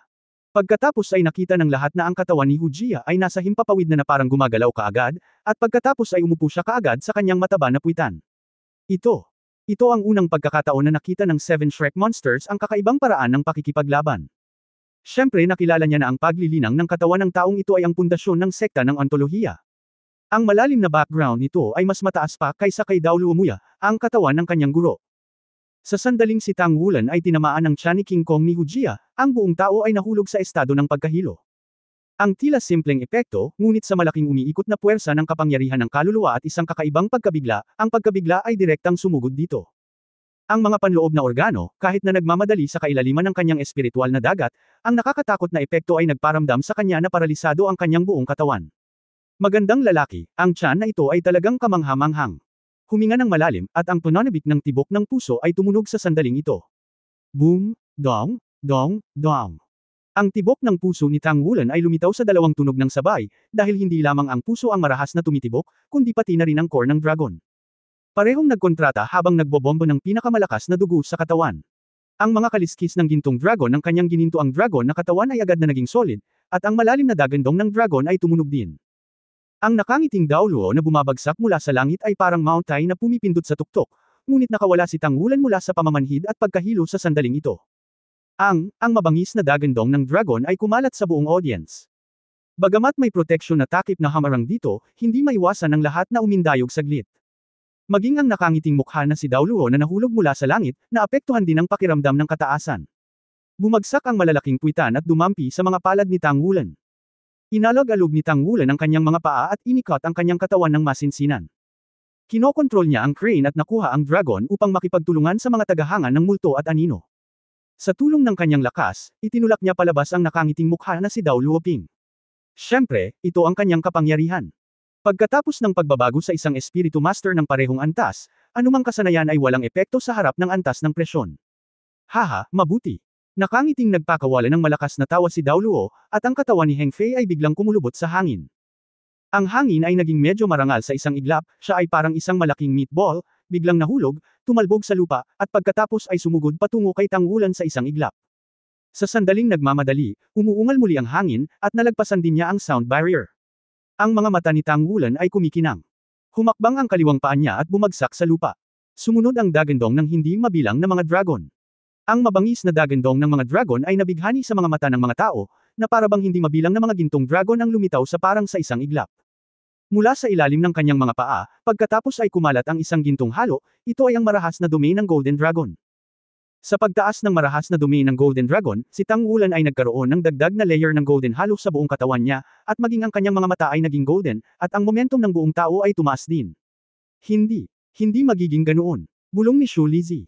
Sa simula, noong si Tang Wulan ay nasa Spirit Pagoda ng Daoling Empire, ginamit niya muna ang Golden Dragon Rage Domain, at pagkatapos ay naging isang Blood Dragon. Sa sandaling ito, ginamit niya muli ang kapangyarihan ng domain, at tila mas malakas pa ang pagtaas kaysa dati. Kung siya ay naging isang dragon ng dugo at nawala ng kontrol, ito ay isang malaking problema. Maniwala ka sa kanya. Ang tinig ni Holy Spirit Daoluo ay umalingaw sa pandinig ng lahat. Sa oras na ito, nakarating na si Smilang Daoluo sa gilid ni Tang Wulan, nag-fix si Tang Wulan, at ang Golden Dragon ay umakyat sa langit. Biglang lumabas ang malaking gintong dragon. Sa pagtaas ng marahas na dumi ng Golden Dragon, ang pataas na kapangyarihan ng Golden Dragon ay tumaas, na parabang may gintong dragon na biglang lumitaw. Ngunit sa oras na ito, kakaibang pagbabago ang nangyari, at huminto sandali si Hu Jia. Ang malaking meatball ay lumitaw sa hangin, at pagkatapos ay ang malaking tiyan ay tumulak pasulong at tumama sa gintong dragon na ulo ng dragon. Hindi ko makita kung anong soul skill ang ginagamit niya. Ang naramdaman ko ay sa sandaling ang matabang katawan ay bumangga sa gintong dragon, ang gintong dragon ay nabasag, ang gintong liwanag ay nagkalat, at ang malaki at malakas na tiyan ay dirdiretsong pumasok sa isang iglap.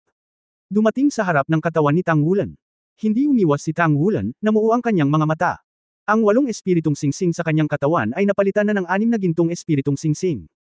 Ang ikalimang ranggo na Golden Spirit Ring ay nagliwanag, at isang mahinang pagsabog ang tumunog. Boom! Lumipad pa atros si Tang Wulan, ngunit huminto rin sa himpapawid ang matabang katawan ni Smilang Daoluo. Pinigilan ito ni Tang Wulan. Ang nakabaligtad na katawan ni Tang Wulan ay lumipad sa hangin, nagpakawala ng isang pares ng gintong pakpak ng dragon sa likod niya, at pagkatapos ay lumipad muli pabalik. Lumitaw ang libu-libong asol na pilak na damo. Sa pagkakataong ito ay ang Bloodline Spirit Ring skill, at ang asol na Emperor Dragon ay umakyat sa kalangitan. Ang buong proseso ng labanan ay napakabilis. Nakangiting atake ni Daoluo ay napakasimple at prangka. Parang wala man lang skill, simpleng banggaan lang. Si Tang Wulan ay tila hindi magagapi sa unang pagkakataon sa mga tuntunin ng lakas, ngunit siya ay hindi pa rin magagapi pagkatapos ng lahat. Hinaranggan nito ang pag-atake ni Smilang Daoluo at hindi natalo. Ang katotohanang iyon ay sapat na upang ang lahat ng may pamagat na Daoluo powerhouses ay tumingin sa isa't isa ng may paghanga. Huwag tingnan ang simpleng pag-atake ni Smiley Daoluo, ngunit sa katunayan, kapag ang kanyang tila simpleng pag-atake ay ginawa, ito ay walang hanggan na makapangyarihan. Hindi napigilan ni Title Daoluo mula sa harapan. Ang kick-off na ginamit niya sa pakikitungo kay Tang Wulan ngayon ay talagang natalo ang isang may titulong Daoluo, na naging sanhi ng pagkabali ng buong katawan, at siya ay gumaling pagkatapos ng isang taon ng paggaling. Ang sinabi ni Hu Jia noon na matagal na siyang hindi lumaban, kung maniniwala talaga siya, magiging tanga siya. Para sa isang malakas na lalaki na ka-level niya, kahit ilang dekada na siyang hindi lumaban, hindi gaanong bababa ang lakas niya, lalo lang itong magiging makaluma. Nang makita ang asul at dilaw na dragon na lumilipad pabalik mula sa Tang Wulan, ang ngiti sa mukha ni Smilang Daoluo ay biglang naging mas mayaman. Ngunit sa sumunod na sandali, ang kanyang mga mata ay bahagyang nagyelo, dahil bigla niyang naramdaman na ang bilis ng paglipad ni Tang Wulan sa kanyang harapan ay bumagal. Hindi maganda, espiritual na kaharian. Matagal na niyang hinuhusgahan na si Tang Wulan ay may espiritual na kaharian, ngunit kapag ginamit niya talaga ito, nakaramdam pa rin siya ng pagkalito. Kung ang espiritual na kaharian ay malakas sa isang tiyak na lawak, ito ay isang pag-iral na maaaring magpabago sa takbo ng labanan. Si Tang Wulan ay hindi na makapangyarihan, ngunit pagkatapos gamitin ito sa espiritual na kaharian, ito ay naging ilusyon. Hoy! Nagpakawala si Hu Jia ng mahinang inumin, at isang malaking liwanag at anino ang biglang lumitaw sa likuran niya. Isang lalaking matabang may ngiti na kamukhang kamukha niya. Siya ay hubad, at ang kanyang buong katawan ay ginto. Isang layer ng golden haze ang lumitaw, isang golden light wheel ang lumiwanag sa likod ng kanyang ulo, at isang pares ng purple electric blast sa kanyang mga mata, iyon ang natatanging purple magic pupil ng Tang sect. Malapit na ang pag-akyat ng Blue Emperor Dragon sa langit, at muling tumayo ang tiyan ni Hu Jia. Sa pagkakataong ito, tila bumagal ang kanyang mga galaw, ngunit ang makapal na aura ay maraming beses na mas malakas kaysa dati. Walang dagandong, sa sandaling tumindig ang kanyang tiyan, si Tang Wulan, na nakatama sa kanya, ay biglang nawala at lumitaw 10 metro ang layo mula sa kanya. Sa makatuwid, nang may tuwid ang kanyang tiyan, ang pinakamalakas na pag-atake ay nahulog sa walang laman na espasyo, at pagkatapos ay ang asul na emperador na dragon ay umakyat sa langit at tinamaan ito. Boom! Muling binaril si Tang Wulan, ngunit sa pagkakataong ito ang distansya na kanyang nil-iPad palabas ay mas maikli kaysa dati. Siya ay nasa kalagitnaan ng hangin, Umaaligid, winuwagayway ang kanyang kanang kamay, 5 malalaking dark golden light blades ang bumaba mula sa langit at dumiretso sa kabilang panig. Bomba palayo si Hujia. Golden Dragon Deinonychus. Ang kakilakilabot na kuko ng gininto ang dragon na higit sa 15 metro ang haba ay medyo nakakabasag ng lupa, ang walang kapantay na talas, at ang paghiwan ng hangin ay direktang nagpakita ng mga itim na marka. Nakangiting itinaas ni Dao Luo ang kanyang kilay, flexible na lumingon ang kanyang katawan sa hangin, at ang buong tao ay namamaga bilang tugon sa tunog. Sa isang iglap, hinailan niya ang taas ng 10 metro at naging isang higanti, na sinamahan ng gininto ang liwanag at anino sa likod niya, at ang kanyang tiyan ay lumaki sa parehong sukat. Binati ang matulis na kuko. Sabay hampas niya sa bewang, nanginginig ang mataba niyang puwetan, at bumungad ang isang ulap ng pilak na liwanag. Ang pilak na ilaw ay higit sa 2 metro ang lapad. Ito ay medyo tulad ng isang pinahusay na bersyon ng isang air cannon. Sa harap ni Tang Wulan. Ang sensasyon ng matalim na talam na idinagdag ay hindi lumitaw, ang Golden Dragon Dane, talon ay bumalik ng ilang metro ang layo mula sa kanya sa sandaling ituwid niya ang kanyang tiyan, at pagkatapos ay binasag siya. Bumalik ang oras. Sa pagkakataong ito, si Hujia, na palaging nakangiti, sa wakas ay sumimangot. Ang espiritual na kaharian na ito ay talagang medyo malakas. Maging ang kanyang Soul Master na isa ring Spiritual Realm Spirit Cultivation Base ay nakakaramdam ng napakahirap, lalo pa ang isang ordinaryong Soul Master. Ang itaas na bahagi ng katawan ay samandal, ang malaking tiyan ay umayos muli, at ang nakakatakot na mga kuko ng gintong dragon ay naglaslas dito, na pumuputok ng isang malutong na tunog ng metal na pagtilaok, na tila hindi isang katawan ng tao, ngunit isang bihirang metal na hindi maaaring maging mas solid. Niyugyug ni Tang Wulan ang kanyang katawan, at ang 6 na gintong singsing sa kanyang katawan ay muling naging 8 espiritong singsing. Ang ikapitong singsing ng espiritu ay nagniningning. Nag-transform siya bilang isang gintong dragon, na ang buntot ay tumawid, at nabangga ang pilak na bala. Ang tunay na katawan ng Dragon King. Sa pagtaas ng marahas na larangan ng Golden Dragon, si Tang Wulan, na nagpakita ng tunay na katawan ng Dragon King, ay higit sa 20 metro ang haba. Sa gitna ng mabangis na dagandong ng dragon, mabangis siyang sumugod kay Hujia. Sunod-sunod na tumunog ang banggaan ng 2 panig, at ang nakangiting Dao Luo ay bumaba mula sa langit. Hindi bababa sa mula sa ibabaw, siya ay nahulog sa isang dahado sa oras na ito. Sa katunayan, hindi ito paraan. Masyadong mahirap ang pag-urong ng oras ni Tang Wulan. Imposibleng sabihin kung kailan darating ang kanyang pag-atake. Kahit na malakas ang defense power ni Hujia, hindi masama ang attack power ni Tang Wulan. Matapos palayain si Wu Hanshen, ang lakas at lakas ng pag-atake nito ay hindi gaanong mas mababa sa smilang Dao Luo. Upang hindi masaktan si Tang Wulan, tiyak na may reserbasyon si Hujia, ngunit kahit na ganoon, lalo siyang natakot. Sa kanyang opinyon, sa 8-ring cultivation base, ang kakayahan ni Tang Wulan na pataasin ang kanyang lakas at kapangyarihan sa pag-atake sa estadong ito ay tiyak na hindi sustainable. Hanggat nagpapahinga siya, darating ang sariling pagkakataon at tiyak na matatalo niya ito sa isang iglap. Gayunpaman, ang offensiba ni Tang Wulan ay walang katapusan gaya ng Yangtze River, at wala siyang intensyon na mapagod. Pagkatapos ng gayong pag-atake, tumaas ang pagkonsumo ni Hujia. Walang katapusan ba ang kanyang pisikal na lakas? Nakangiting nagulat si Dao Luo. Ang labanan sa pagitan ng 2 panig ay halatang may reserbasyon, ni hindi ginamit ang battle armor, at si Hujia ay hindi pa ginagamit ang Wa na tunay na katawan hanggang ngayon. Ngunit, anuman ang mangyari, isa rin siyang level 98 Super Dao Luo. Napakagandang powerhouse, kahit na iunat niya ang kanyang kamay, hindi ito kayang labanan ng mga ordinaryong kontra. Malinaw at malinaw na ipinakita ni Tang Wulan ang spirit skills ng Golden Dragon King. Ang kanyang mga pag-atake ay naging mas mabangis, nang walang kaunting paghinto. Gumamit din siya ng higit at mas mahusay na retrospective time, at ang kanyang espiritual na antas ay ganap na pinigilan si Hujia.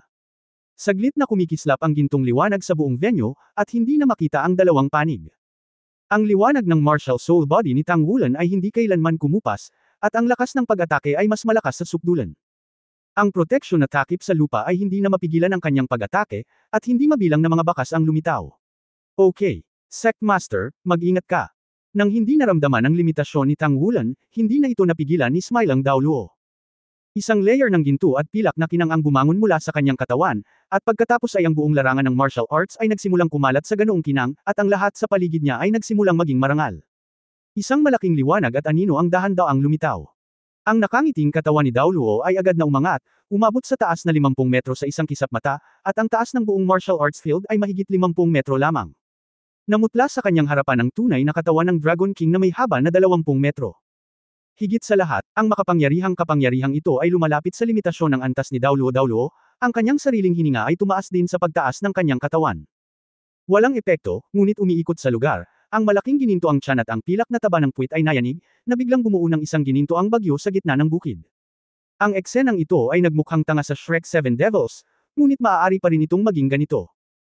Naramdaman lamang ni Tang Wulan na ang isang nakakatakot na puwersa ay may halong presyon ng napakalaking pagbabago-bago ng sigla at dugo, at agad siyang pinalipad palabas at tinamaan ang protection na takip ng larangan ng martial arts. Ang dalawang kulay na puyo ng ginto at pilak ay patuloy na kumalat, at ang nakakasawang puwersa ay biglang naging higop, marahas na sinipsip ang kanyang katawan. Sa sandaling sinipsip sa ginto at pilak na puyo ng tubig, mahirap sabihin kung anong uri ng pagbabago ang magaganap, natatakot ako na ito ay direktang madudurog. Ito ang tunay na lakas ng Smilang Daoluo. Si Tang Wulan ay buong lakas na ibinaba ang mga pakpak ng Golden Dragon King, na nilabanan ng kakilakilabot na pagsipsip. Sa katunayan, kung ilalabas niya ang battle armor ngayon, natural na mas madali itong labanan, ngunit sa pagkakataong iyon, direktang matatalo siya sa paghaharap. Sa isang buntong hininga sa aking puso, kailangan mo pa bang subukan ang trick na iyon sa wakas? Itinaas ni Tang Wulan ang kanyang ulo, damaloy ang gininto ang liwanag sa malalaking mata ng gininto ang dragon, ngunit unti-unting lumitaw ang isang layer ng dugo sa ibabaw ng kaliskis. Ang anim na Shrek na halimaw sa ibaba ay biglang kinabahan nang makita ang eksenang ito. Magiging Blood Dragon na naman kaya siya? Ang ika-anim na gintong halo ay kumikinang, ngunit sa sandaling ito, biglang huminto si Tang Wulan. Gamit ang isang alo ng kanyang kanang kamay, ang gintong sibat ng dragon ay lumitaw sa kanyang pagkakahawak, at isang gintong liwanag at anino ang namukadkad mula sa ilalim ng kanyang mga paa. Naging ethereal ang lahat, at ang kanyang buong pagkatao ay naglaho na parang multo, naging ulap ng gintong ulap na lumulutang patungo sa dalawang kulay na puyo ng ginto at pilak. Ang mabilis na umiikot na malaking puyo ng tubig ay huminto sa himpapawid, at tila nagsimula itong maging tamad. Hindi ko alam kung bakit, biglang sumabog ang puyo ng tubig, at ang marahas na dagandong ay nagpawatek sa paligid ng gininto ang liwanag na ambon, at sumunod ang malaking katawan ni Hujia. Mabilis itong lumiit at muling lumitaw sa gitna ng venue gaya ng orihinal, ngunit puno ng pagtataka ang kanyang mukha sa mga oras na ito. Natalo ako. Huminto si Jin Guang, at si Tang Wulan, na medyo namumutla, ay lumitaw sa kabilang panig ng venue, inaalalayan ang kanyang katawan gamit ang Golden Dragon Spear, humihingal na may malalaking bibig at bibig. Pero sa sobrang lakas ng tibok ng puso niya, mabilis niyang itinuwid ang likod. Hindi. Ang ngiti sa mukha ni Hujia ay ganap na nawala, nakasimangot at umiling. Hindi lubusang natalo ang Sect Master. Lahat tayo ay may reserbasyon, at sa huling pagkakataon, kailangan nating pasalamatan ang Sect Master sa pagpapakita ng awa. Kung hindi man, wala siyang sinabi, ngunit makikita mo sa kanyang ekspresyon, hindi ito dapat maging isang magandang bagay. Walang pag-aalinlangan ng umiti si Tang Wulan, salamat, Hall Master Hu, sa iyong paggabay. Marami akong nakinabang at naturuan ako. Seryoso siyang tumango kay Hujia, at pagkatapos ay humakbang pasulong at tumabi. Nagmamadaling lumapit sina Exi at Lezengyo para tulungan siya, ngunit umiling si Tang Wulan. Ang napakahusay na kakayahan sa pagbawi ng kanyang katawan ay naibalik ang kanyang kadaliang kumilos sa maikling panahon. Babalik muna ako sa kwarto para maranasan ang pakiramdam ng labanang ito. Magpahinga din ang lahat. Pagkasabi nito ay mabilis siyang umalis. Si Hujia ay nakatayo roon, pinapanood si Tang Wulan na umalis, ang takot sa kanyang mga mata ay unti-unting nawala. Itinaas niya ang kanyang kamay, natagpuan ang isang puting buhok sa kanyang ulo, at marahang hinawi iyon. Sa sandaling magsimula ang puting buhok, mabilis itong naging fly ash at nawala ng walang bakas. Ang pinakamakapangyarihang bagay tungkol kay Smilang Daoluo ay ang kanyang espiritong katawan. Just like what he said, may reservations siya. Ang kanyang espiritong katawan ay iba sa halos lahat ng mga Panginoon ng espirito. Ang mga normal na Spirit Master, kahit na sila ay kambal na martial souls, ay dapat magkaroon ng dalawang martial soul avatar. At dahil bahagi ng katawan ang kanyang dalawang espirito, at dahil umalis siya sa sekta ng ontolohiya, ibang landas ang tinahak niya at pumili ng espesyal na paraan ng paglilinang. Sa makatuwid, kapag ang espiritong katawan ay pinalapot, nagkaroon ng mutation. Ang tunay na katawan ay ang pagkakaisa ng dalawang martial souls. Sa isang kahulugan, ang kanyang martial soul real body ay tila nagtataglay ng ilang mga kasanayan sa martial soul fusion, at ito ay napakalakas na maaari lamang itong ilarawan bilang horror. Ang tunay na buong bersyon ng katawan ng Wan ay sapat na upang gumawa siya ng higit sa 100 metro ang taas at tumimbang ng higit sa 1,000 tonelada, at ang powerhouse ng limitasyon na antas ng Daoluo ay hindi handang bumangga sa kanya ng direkta. Siya ay pinaghigpitan ng venue at gusto niyang kontrolin ang kanyang mga pag-atake para hindi talaga masaktan si Tang Wulan, kaya pinigilan niya ang kanyang lakas. Gayunpaman, nakikita rin niya na si Tang Wulan ay dapat magkaroon ng iba pang mga opsyon bago siya umatake sa huling pagkakataon. At ang pakulo na pinalitan niya, hindi niya alam kung ano ang espiritong kakayahan, ngunit ang alam niya ay kung talagang natapos ang banggaan, tiyak na tatamaan ng husto si Tang Wulan sa kanyang sarili, ngunit sa parehong oras, mawawalan siya ng hindi bababa sa 5 taon ng buhay. Conservative estimate pa rin. Ang paglipat ni Tang Wulan ay nauugnay sa kanyang domain ng oras. Sobrang nakakatakot. At parang hindi pa ganap na pinagsama, kung hindi, ang epekto ay mas nakakatakot. Ang isang malubhang pinsala ay maaaring mawala ng 5 taon ng buhay para sa sarili, walang sino man ang gugustuhin. Alam mo, siya ay isang 8-ringed spirit Daoluo cultivation base, ngunit siya ay isang level 98 super Daoluo, at kahit si Hujia ay tiwala na siya ay talagang hindi mas mababa sa limit Daoluo. Magkano ang itinago ni Tang Wulan? Hindi niya alam kung gaano karaming kakayahan ang hindi magagamit sa kompetisyon ngayon lang. Ang alam niya lang pagkatapos ng horror, buo ang tiwala niya sa amo. Pagbalik niya sa silid, diretsyong bumagsak si Tang Wulan sa lupa, at sa wakas ay hindi na ito napigilan. Gaano man kalakas ang kanyang physical fitness, ang pressure sa level 98 strong ay napakalaki rin. Lalo na kapag hindi ganoon kalaki ang gap ng mental strength ng kalaban sa kanya, at hindi pa nasupil ng bloodline ang kalaban. Naramdaman pa ni Tang Wulan na sa kanyang kasalukuyang lakas, kahit na nakaharap sa liwanag at madilim na sagradong dragon, liwanag at madilim na si Daoluo Longyeo, hindi ito magiging napakahirap. Dahil ang martial soul ni Long Lao ay maaapektuhan pa rin ng sarili niyang Golden Dragon King martial soul. Ang nakangiting Daoluo na ito ay mas makapangyarihan kaysa sa inaakala niya, kaya sa wakas ay ginamit niya ang mahiwagang kasanayan ni Bai Yun Chenji sa huling sandali. Ito ang unang pagkakataon na ginamit ni Tang Wulan si Bai Yun Chenzai sa isang labanan. Sa sandaling iyon, naramdaman lamang niya na ang kanyang espiritu at espiritu ay ganap na pinagsama, at ang espiritual na kaharian ay naging bahagi ng Bai Yun Chenzai, at si Bai Yun Chenzai ay mas katulad nito. Ito ay isang larangan, kahit saan. Kahit na ang lakas ng kalaban ay napakalakas, ang malaganap na pagbabago ng oras ay maaari pa ring makasakit sa kalaban. Sa huling sandali, binawi niya ang tunay na kapangyarihan ni Bai Yun Chenzai. Siyempre naramdaman ito ni Smiling Daoluo. Sa oras na iyon, sinusubukan na niyang ikalat si Bai Yun Chenzai gamit ang kanyang martial spirit body. Pero kung ayaw niya, hindi rin niya ito pwedeng i-disperse. Nakakalungkot na si Bai Yun Chenzai mismo ay preliminary pa lamang.